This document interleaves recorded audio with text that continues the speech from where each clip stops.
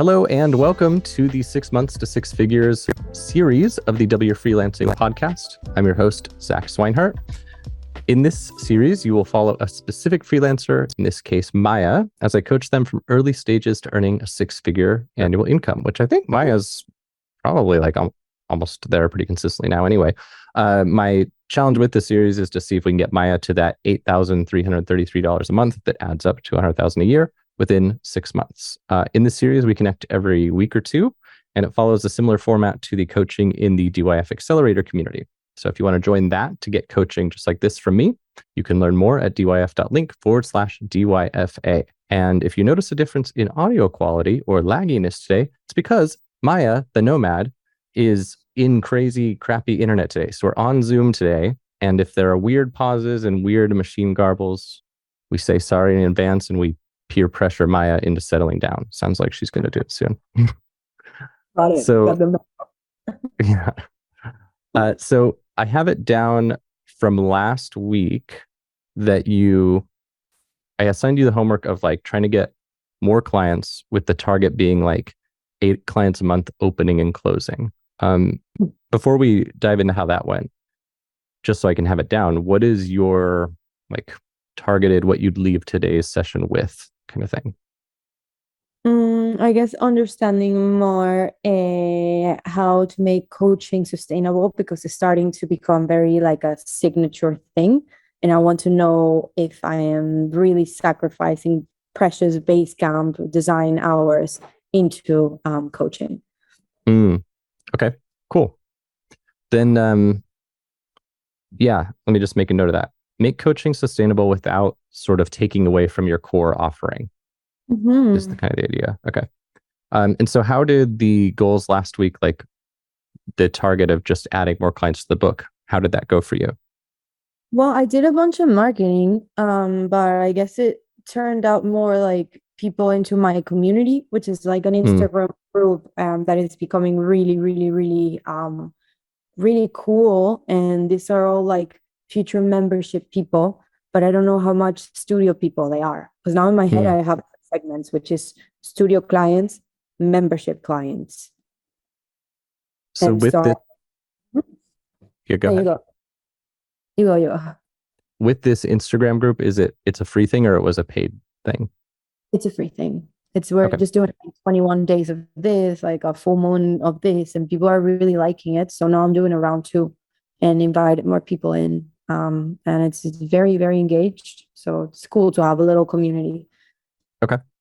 But you don't think that they would be good candidates for Basecamp, at least not for like a while.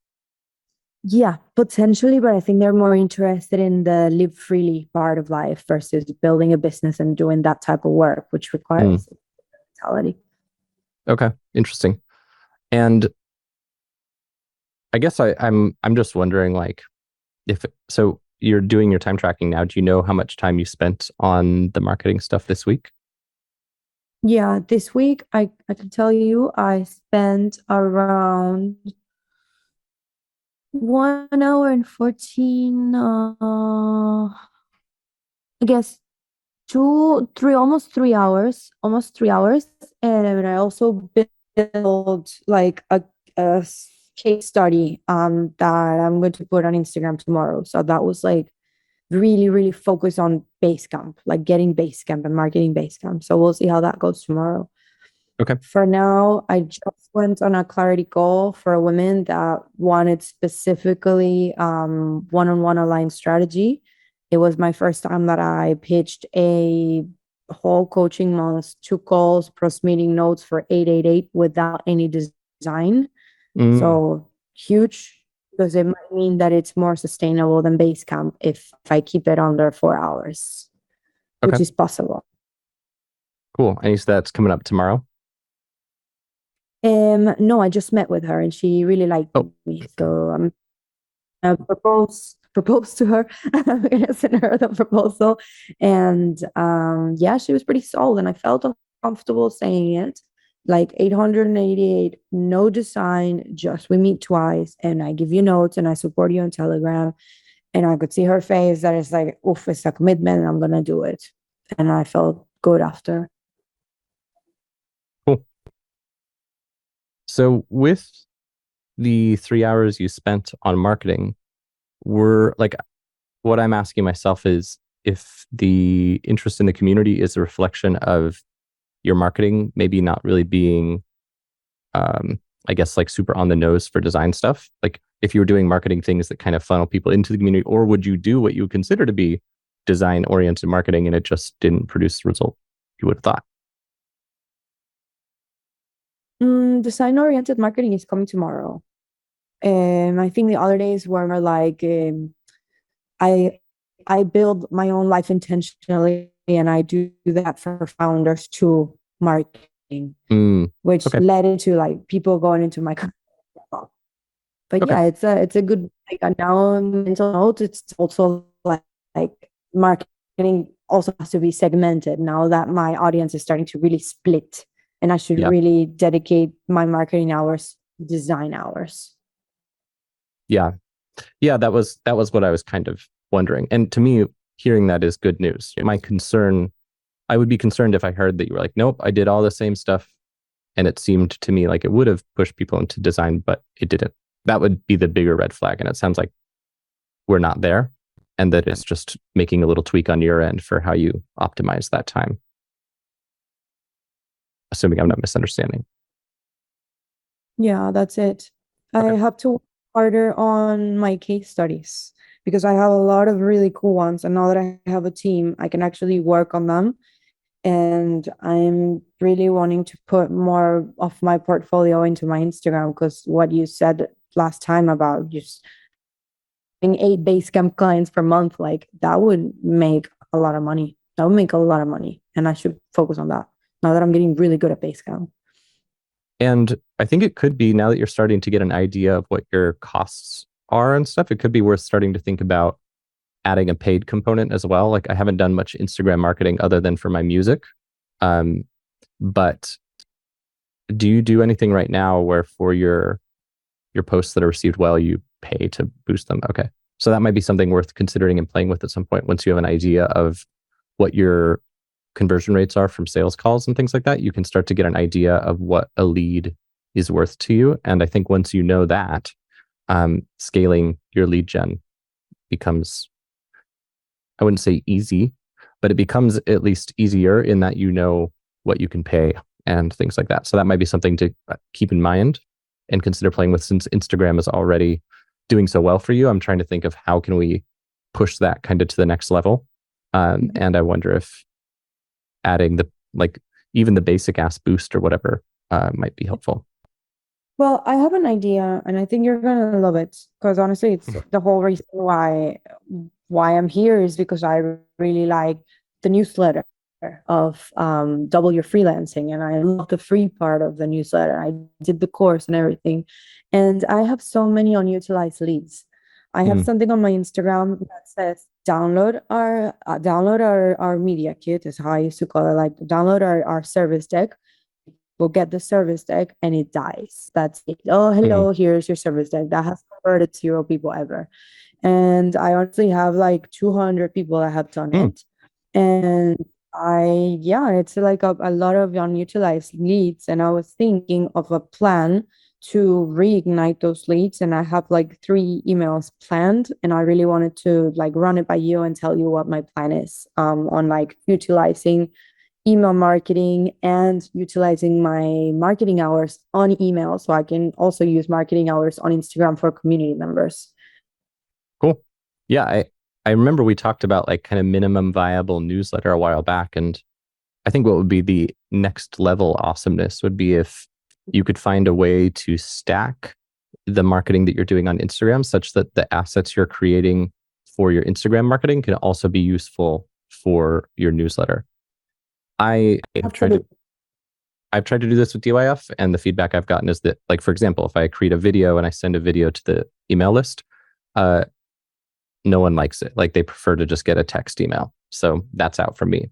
But given that all of your leads are coming from a more visual medium in the first place, like all your leads probably came from Insta in the first place, it may be well received for Mhm. you to literally send the same video that you're posting as a story to your email list or lightly edited transcription, whatever you want. But yeah, so feel free to run those emails by me if you like. Let's hear them.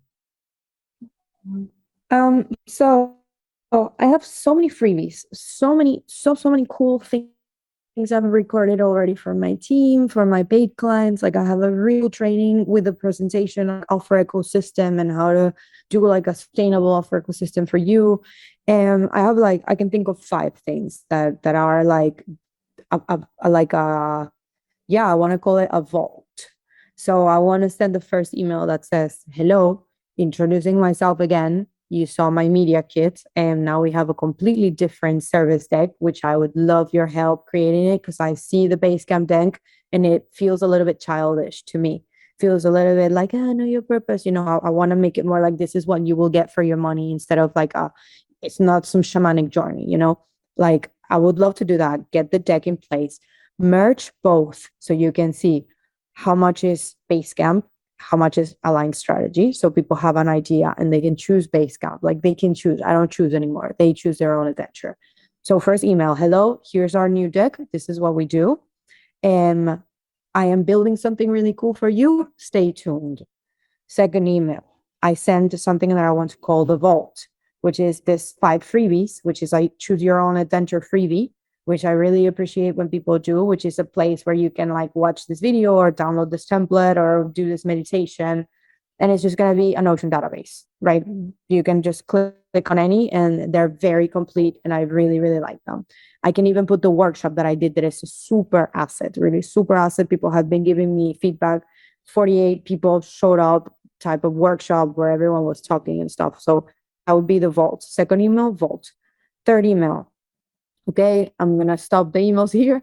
And he like, let me know if you have any questions of the vault. And because you downloaded this stuff before, you have $222 off Basecamp and 111 on Align Strategy. We are opening up for November. That's what I want to say. And those people are going to get a monthly email saying there's an update on the vault and a monthly email saying there's an update on like this is the availability, you know, book yours. So I'm just writing some notes. The change I would make, like, let's say for the bulk of the leads, let's say for 100 or more, how long ago would the oldest of this big batch of 100 have signed up? Like, I'm curious how cold this list is. I would say the coldest would have been a year ago, but then the warmest would have been last week. You know, it's Okay. like let's say every 2 weeks someone has signed up and I have 100. I don't know if the math makes sense, but you know, kind of. Okay. So my thought is that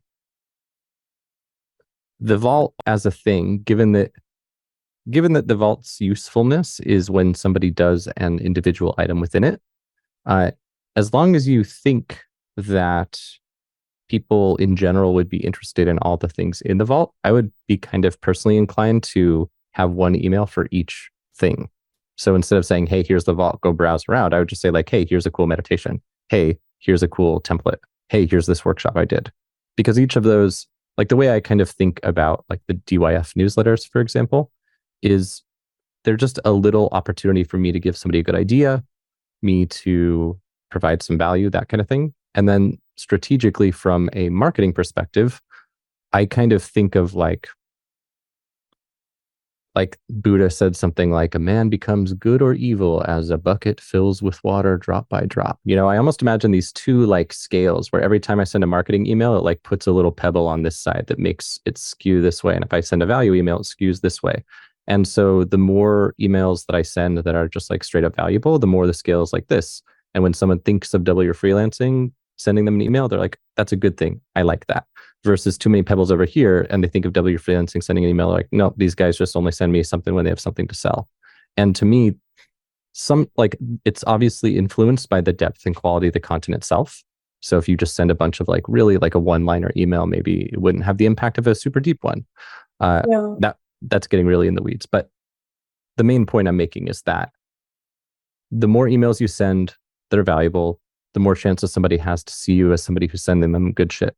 And so my concern is that if you send that like updated pitch deck, especially to somebody who's been out of touch for a long time, you run the risk of it being like, it just might feel salesy. the counterpoint to this though is that given that they literally signed up to see your pitch deck, Yeah.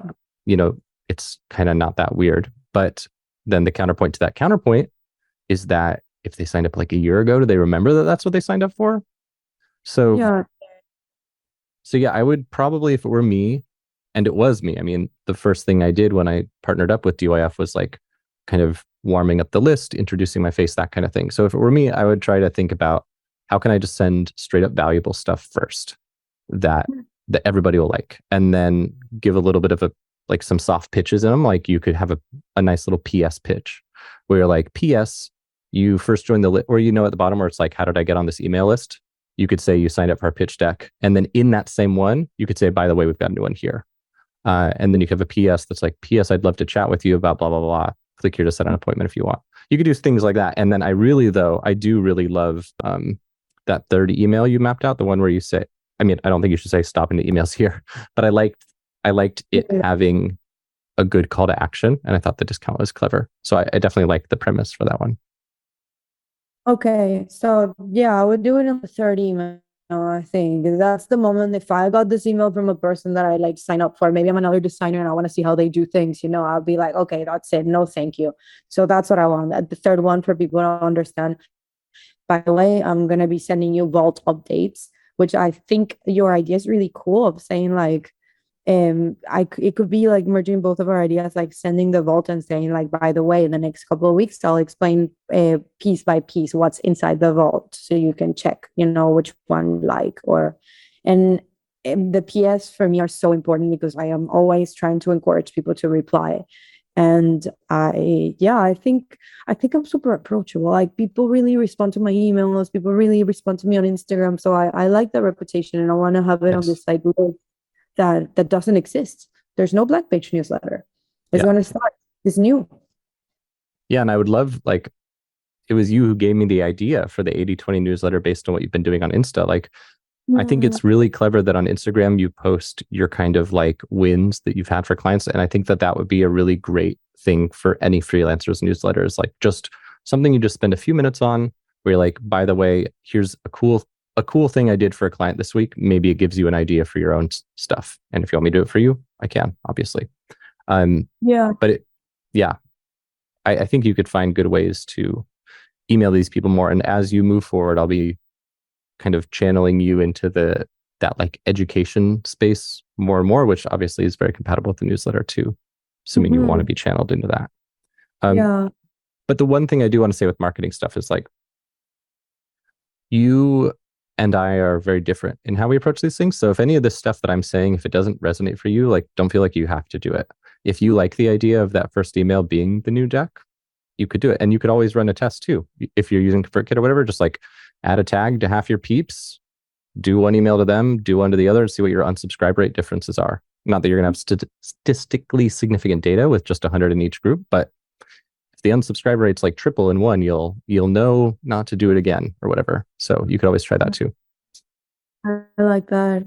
Yeah, I mean, a huge part of like my strategy in general now for me, it gives me so much peace of mind to see my life as two segments, It's like the page studio people and then the Colectiva magazine, just community member. And to think that I have to do a bi-monthly newsletter for Blank Page, it excites me, which is a good sign. It's sometimes I do my marketing for Instagram for Blank Page and I'm like, I just want to post photos at the beach, but I know that this is the right way to go, because when I'm excited about something, I'm going to put my heart there. So the email marketing for Blank Page could be huge. Really, really could be really big, especially with good freebies. Yeah. And it sounds like you are creating some cool stuff that would work as good freebies. So I think it sounds good to play with. And what are you using as your ESP? Are you in ConvertKit? No, FloDesk. I'm super overwhelmed in ConvertKit. Okay. Yeah, I'll make like Brennan has mastering ConvertKit and stuff, but I'll make a simple one day. Okay, I won't try to tell you how to do it in FloDesk then, because I don't know how to do it. And it would overwhelm you anyway if you're overwhelmed to convert. I was going to tell you, you can write some liquid syntax to do a random number generator and put someone 1 or 2 and then apply a tag to the people with the 1. Anyway, we won't do it. Liquid stuff was like, everything was fine and smooth in ConvertKit until I got to the liquid stuff. And I'm like, I don't know, what is this liquid business? robust. Yeah, Yeah. fair enough. We'll cross the bridge one day. It's not good. I Um, only have 1,000 subscribers. Like I know when I have more, I'm gonna need a more robust thing, which is ConvertKit. do you think that for Collectiva there are any people in there who might be good blank page leads? Yeah, definitely. But I always put like because Collectiva is really beautiful. It's very beautifully designed, and something that I always get when with my clients is I want to have a newsletter like Collectiva, right? So Mhm. Collectiva is a product for some people, and I do put a lot of like editorial like efforts in it. But the only call to action that I have is this by our Collectiva magazine is designed by Blank Page Lab, a studio. We do this and that. By the way, we have 2 slots left for October. That has never converted anyone. Maybe it has warmed people up when they contact me on Instagram, which is huge, but it has never truly converted anyone. Well, it could be worth, if you have 1,000 subscribers, 800 of which are Collectiva, it could be worth either playing with considering the idea of one day sending a straight up email about blank page, or adding like an ad spot to the top of your newsletter where you can say, hey, by the way, Maia also runs this studio. If you want a dope design like this, boom, like it's a big ass thing at the top. That could be worth considering playing with. Totally. I think how I would do it would be like advertising the vault. Like, oh, a lot of you don't know it, but I'm doing a lot of business education and coaching for my design studio Blank Page. I have created this vault for my clients. It's open for you. Welcome. Boom. Welcome email for Blank Page. And then they're in the Blank Page sequence. That's, I think, how I would do it. Okay. It's less straight up, but I think my MO has been always giving, and then I know that people are going to ask. Okay. Yeah, I mean, that sounds good. And I think it's just layering like a little bit more of a funnel on top of that, like formalizing whatever you're already doing into something more automated. Mm-hmm. So, and basically, I don't want to get ahead of myself too much with funnel stuff, but I can tell that probably within the next couple of months, we'll be getting to the point where that's something that we're talking about and thinking about. To me, the thing that is good to have in place before then, which you're pretty close to, is just understanding how your different leads flow. And I think the fact that you've got these 2 segments becoming very clear, to me, that's a really great sign, because it means you know who you're serving and what you're doing for them. Like, we're solidifying these things. So I want to be thinking about funnels moving forward. I want to be thinking about getting more mileage out of your content. If you, like, I was speaking with Franz, who is a former DYF student the other day, and he literally sends paid social traffic to pillar blog posts that get people on his list or booking consults. And his cost per client from paid, this blows my freaking mind. I got to get him in to teach us all. His cost per client from paid is like 30 euros for a $1,500 client or whatever. And that's when you can like scale paid, for example, you have like an unlimited ceiling. Well, I mean, not unlimited, but as far as agencies goes, you pretty much do. You're never going to deplete the market of paid traffic as a freelancer working on a handful of projects. So that's what I kind of want to be thinking of with you, is how people are flowing, what a funnel might look like. But I think that's a bit ahead of things for today. So to scroll us back, because my little timer went off for my next call. You said today you want to talk about how to make coaching sustainable without it kind of cannibalizing Basecamp time or whatever. So what's the situation that's happening that's making you feel like this is something that needs to be done? I think, yeah, like devoting a lot of time for aligned clients, but I thought that maybe like one-on-one clients, but I wanted to ask you this. If I have 8 coaching clients and I'm making, X amount of money from those 8 coaching clients, should I divide my time per client or per program? Should I be looking at my coaching money through my whole clients? Because some of them don't require anything. They meet twice with me. I do a little bit of design.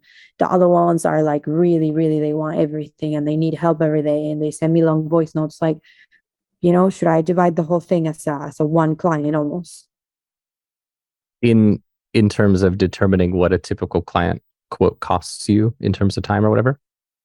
What a typical month doing 8 clients of coaching at my price, which is not all of them. All of them are not 888. I have old retainer clients that are still at 444.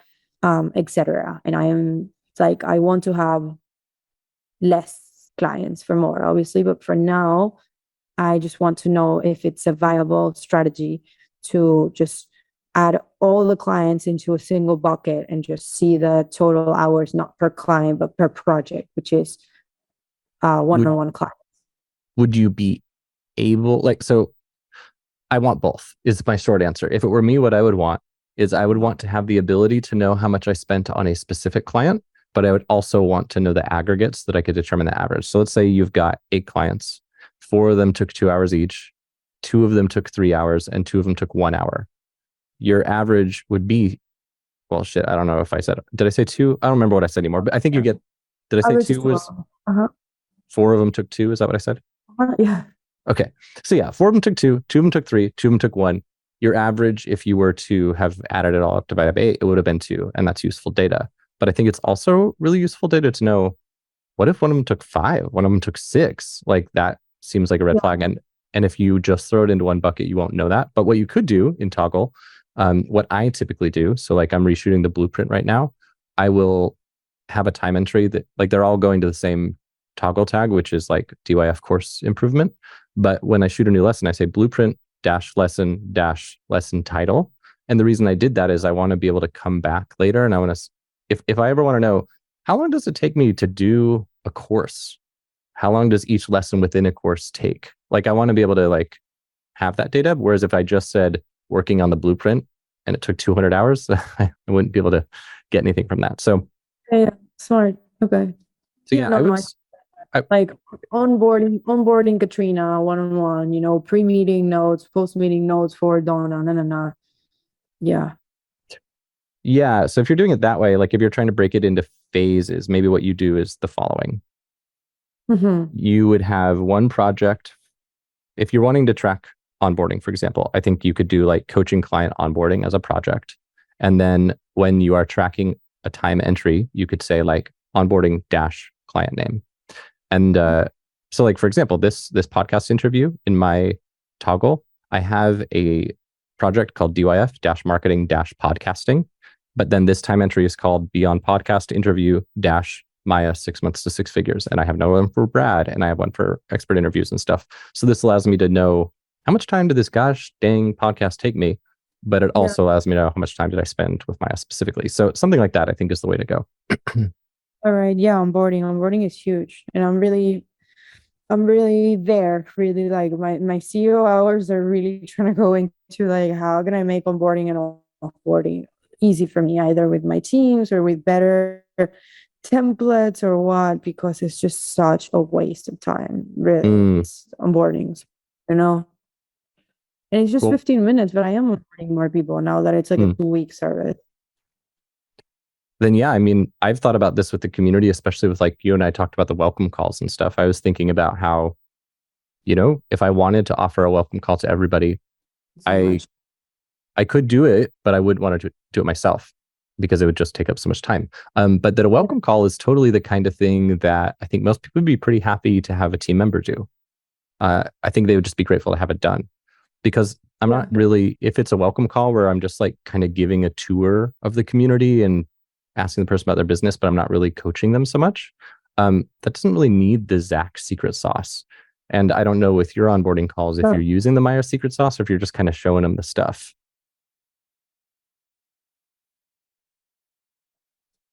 I don't really, so how I do it is that I duplicate a Notion template for them that I already have. That is, I go, this is your dashboard. This is what we're going to be using to move through. And then I record a video, and the video is a tour, but it's also like, it's me talking about like my meeting notes. What we just said, oh, I'm so excited to talk about this and this, this is where you can put your this is where you can drop your this, like a little bit of a Notion tour. But the more I do it, the more I realize that it could be like a tutorial video already pre-recorded of like how to just enter and see it, how you have it, in the community. Then it's not like, welcome, Maya, I'm so happy that we're going to be working on blank page. But that's how I do it with my clients, just because I feel like it's one-on-one and it's like a special touch. But maybe it's going to go away because every 15 minutes counts when you're doing it like 5 times a month, sorry. Yeah, I mean, I could see arguments both ways. If, for example, I were like if I were paying several $1,000s a month for one-on-one coaching, and yeah, I don't know. Basically, where I'm torn is like, is it the kind of thing that someone would feel like should be done live and they're going to feel like you're taking something away from them, sending them pre-recorded thing? Or is it the kind of thing that feels like it should be pre-recorded? If it's just a tour, if it's like, yo, here's all the stuff we laid out for you, here's where to find your things.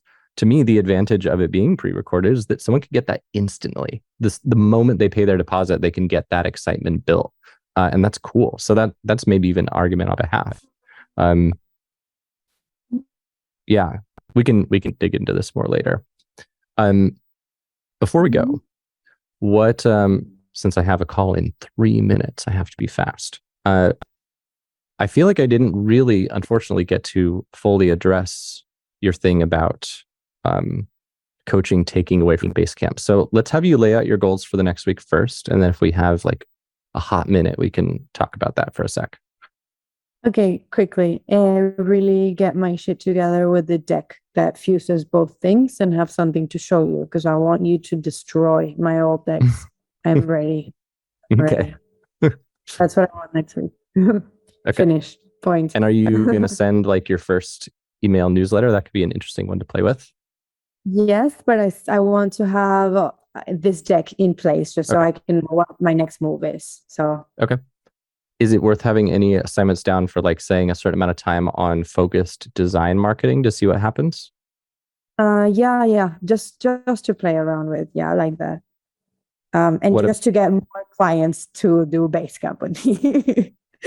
Yeah, design, marketing. Cool. Do you want to have me write down a specific number of hours or just loose test it? Because I know you're doing some traveling and stuff. It's probably a hectic week. I think that we can do 5 hours. I can dedicate 5 hours to build case studies, put them into the stuff, everything. Like. Okay. When you do it, just be thinking about, can I just copy and paste this into an email and have it be useful? Think about things like that as well. Okay. Repurpose. Yeah, repurpose. Yeah. All right. So with this cannibalizing from Basecamp thing, is that something you want to try to chat about for like 1 minute, or is it something we should table, or where are you at?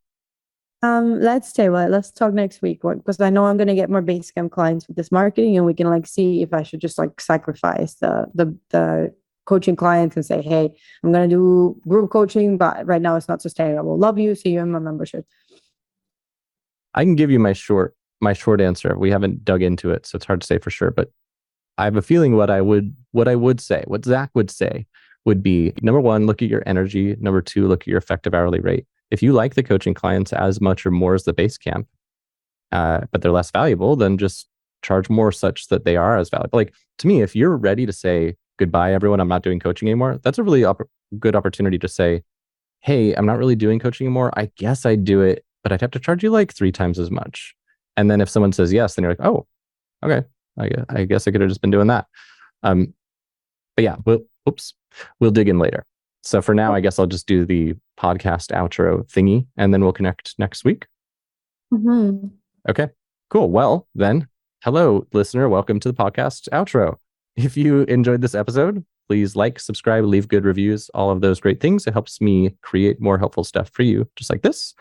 And, join the accelerator if you want to. Don't have time to do the whole pitch. And if you want to learn more about Maia's business, you can follow her on Instagram at Maia Ben, MaiaBen. Thanks for being here, and see you next week, Maia.